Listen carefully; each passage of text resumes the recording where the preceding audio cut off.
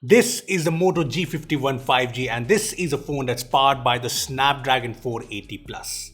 Now, I know what you're thinking, and I was thinking the same. Snapdragon 480 Plus at 15K? What was Motorola thinking? Well, the truth is, what was Qualcomm thinking? Because the 480 Plus, it's not a bad chipset. It's more like 720, 730. And that's what makes the G51 5G a very interesting 5G phone under 15K. In fact, if I'm not wrong, this is probably the most affordable 5G phone powered by a Snapdragon chipset under 15K. So yeah, this is pretty interesting, but I know the most debate is going to happen on the Snapdragon 480 Plus. So let me just address that first up. So basically, here are the specs of the Moto G51.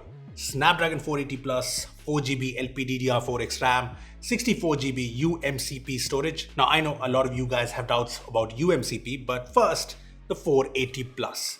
So the truth about the Snapdragon 480 Plus is that it's a very capable chipset. I mean, it's very comparable to, say, something like the Snapdragon 732G. Let me explain. See, the Snapdragon 480 Plus has 2 Cryo 460 gold cores based on Cortex A76 and 6 Cryo 460 silver cores based on Cortex A55. Now compared to this, the Snapdragon 732G, which is on the Redmi Note 10 Pro, has 2 Cryo 470 gold cores and 6 Cryo 470 silver cores, which seems better because, it's 470. But they too are based on the same Cortex A76 and Cortex A55 cores, so it's basically the same. Now when it comes to GPU, the 480 Plus actually has the slightly better Adreno 619 GPU compared to the Adreno 618 on the 732G. Apart from all of this, it's only a difference of 0.1 GHz when it comes to clock speeds, and both are built on the same 8nm architecture. Plus, they both have Wi-Fi 6 support, but one thing is, the Snapdragon 480 Plus has an advantage with 5G support. Now, overall, this makes it clear that the 480 is not exactly deserving of the 4 series naming. I mean, it's close to a 7 series chipset like the 732G. I mean, the benchmarks make it even more clear because the 480 Plus does very well. I mean, here are the Geekbench scores, and as you can see, it's close to what you get in the Snapdragon 732G, or even the Dimensity 700, 720. So yeah, 480 is kind of confusing, but at the end of the day, it's a good chipset, especially under 15K. In fact, I was using the G51 5G for this video, and it just feels like your usual good Motorola phone. I mean, this is a phone that feels very smooth and nice, and I haven't come across any lag whatsoever. The gaming performance is good too. BGMI supports a maximum of HD High or Smooth Ultra, and I played a couple of full classic games on this phone, and the performance is good. There's no weird stutter or lag, and there was no overheating or anything. Obviously, these opinions are based on my short-term usage, so this is not my final verdict, but so far, it's looking good. Now coming to the UMCP storage, UMCP basically means Unified Multi-Chip Package, which basically combines the storage, the RAM, and a few other modules on a single chip. Now Motorola claims close to UFS 2.2 speeds, and I checked and the speeds are indeed close to what you get from UFS 2.1 or 2.2. Also, Snapdragon 480 Plus is a 5G chipset, and the G51 is a proper 5G phone with 12 5G bands. Yeah, that's a lot of bands. Now, the more 5G bands, the better the chance of this phone being 5G compatible when 5G arrives in India. So it's good that Motorola is making sure that its phones are the most future-proof when it comes to 5G. Moreover, the G51 supports 4x4 MIMO and 3CA Carrier Aggregation, which basically means it can connect to 3 frequencies at the same time. Now, this is important because a 5G phone with no Carrier Aggregation just does not make sense. So this is good. Now, apart from the 480 Plus, another point of debate in the G51 is the display. As you guys probably know, the phone has a 120Hz IPS LCD panel. Now, you guys know me, I would have liked an AMOLED panel just like the G31, but I think with bringing 5G, Motorola had to compromise somewhere, and they did with an IPS LCD on the G51. Now, it's not really a compromise because it's a 120Hz display, and also because if you look at other 5G phones in this price range, be it the Realme 8 5G or even the new Note 11T 5G, both of them have a 90Hz IPS LCD, while the G51, like I said, has a 120Hz IPS LCD. So yeah, it's pretty good, and the panel here is nice. So it's sharp, the colors look good, the contrast is good, and the 120Hz smoothness has been noticeable ever since I first used this phone. When it comes to the brightness, I'll be honest, it's kind of okayish.